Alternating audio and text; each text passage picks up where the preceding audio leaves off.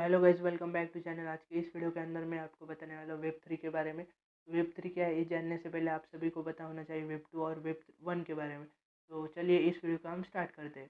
तो web 1 is basically 1991 से लेकर 2004 तक सीमित था, यानी कि इस टाइम में जो भी वेबसाइट थे वो सभी वेबसाइट स्टैटिक थे। तो वेबसाइट के टू टाइप्स आते हैं। सबसे पहले एक डायनामिक वेबसाइट और एक स्टैटिक वेबसाइट। स्टैटिक वेबसाइट यानी कि वेबसाइट थे उसको चेंज करने में बहुत ज़्यादा समय लगता था और यूज़र का उससे कोई भी लेना देना नहीं था, यानी कि यूज़र उस पर इनपुट नहीं दे सकता था। उस वेबसाइट को हम स्टैटिक वेबसाइट कहते थे।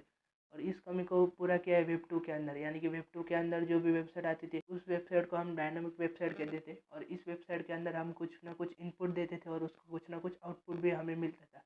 इसका सबसे अच्छा एग्जाम्पल है आज के समय में हम यूज़ करते हैं यूट्यूब, फेसबुक, इंस्टाग्राम, ट्विटर, जो भी सोशल मीडिया प्लेटफॉर्म है। इस पर हम कुछ ना कुछ इनपुट देते हैं, फिर हमें उसका कुछ ना कुछ आउटपुट मिलता था। लेकिन ये जो भी प्रोसेस चालू है इनपुट और आउटपुट देने का, उसको एक डेटा के स्वरूप में हम ये इनपुट और आउटपुट देते थे। तो जो वो डेटा है वो डेटा कहाँ पे तो भी स्टोर होता है, यानी कि हमारा जो भी डेटा है वो डेटा सेंटर पे स्टोर होता है। एंड जो अभी बड़े बड़े कंपनी में हमारा डेटा स्टोर होता है, सबसे पहले अमेज़ॉन वेब सर्विसेज है, या फिर गूगल का भी डेटा सेंटर है, फेसबुक का भी डेटा सेंटर है, माइक्रोसॉफ्ट का भी खुद का एक डेटा सेंटर है। तो ये हमारा डेटा डेटा सेंटर पे स्टोर रहता था। तो सबसे पहले हम बात करने वाले वेब 3 की रिक्वायरमेंट क्या थी। जो आज के समय में जो भी हमारा डेटा है वो डेटा कहाँ पे तो भी स्टोर होता है, जिसको हम कहते हैं डेटा सेंटर। तो सबसे पहले बात करते हैं वेब 3 को और डेटा सेंटर से क्या रिलेशन है। सबसे पहले जो भी हमारा डेटा है वो डेटा हमारा एक तो पूरी तरीके से इनक्रिप्टेड होना चाहिए, या हर यूज़र को ये लगता है कि हमारा डेटा पूरी तरीके से सेफ होना चाहिए। तो वेब 2 के अंदर जो भी हमारा डेटा जाता था, यानी वेबसाइट को जाता था, या फिर हम भी वेबसाइट को जो भी डेटा देते थे वो कहाँ पे तो भी स्टोर होता था, जिसे हम डेटा सेंटर कहते थे।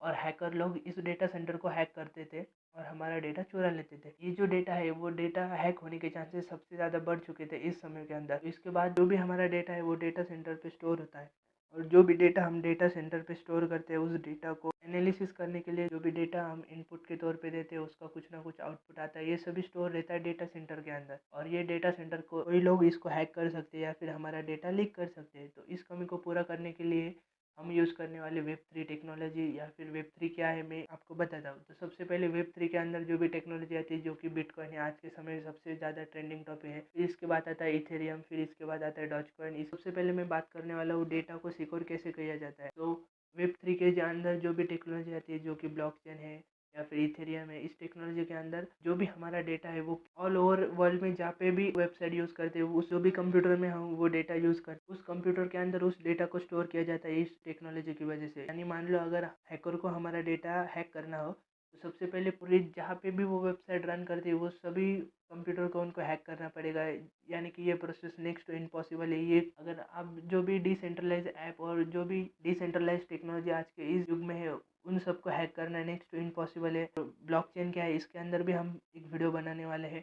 तो आई होप ये वेब 3 क्या है ये भी पता हो लग गया होगा। बेसिकली मैं आपको वन सेंटेंस में कहूँ तो डेटा को एक तरीके से सिक्योर करने के लिए, और ये डेटा जो भी है वो डिसेंट्रलाइज बनाने के लिए, या फिर इस डेटा का एक्सेस यूज़र के पास ही रहे, इस प्रोसेस को हम यूज़ करने के लिए जो भी टेक्नोलॉजी यूज़ करने वाले उसे हम वेब 3 कहने वाले। यानी कि यूज़र का डेटा यूज़र के पास ही रहने वाला है, और जो भी डेटा है वो कंप्यूटर में, वर्ल्ड के और कंप्यूटर में आने टेक्नोलॉजी को हम यूज़ करने वाले, उस टेक्नोलॉजी को हम डिसेंट्रलाइज टेक्नोलॉजी कह सकते हैं। तो आने वाले कुछ समय के अंदर हम बनाने वाले video what is blockchain, what is decentralize app, इसको कैसे सीखा जाता है, बिटकॉइन क्या है, बिटकॉइन की टेक्नोलॉजी क्या है, इथेरियम क्या है, इस सभी के अंदर हम पूरी तरीके से प्लेलिस्ट बनाने वाले हैं।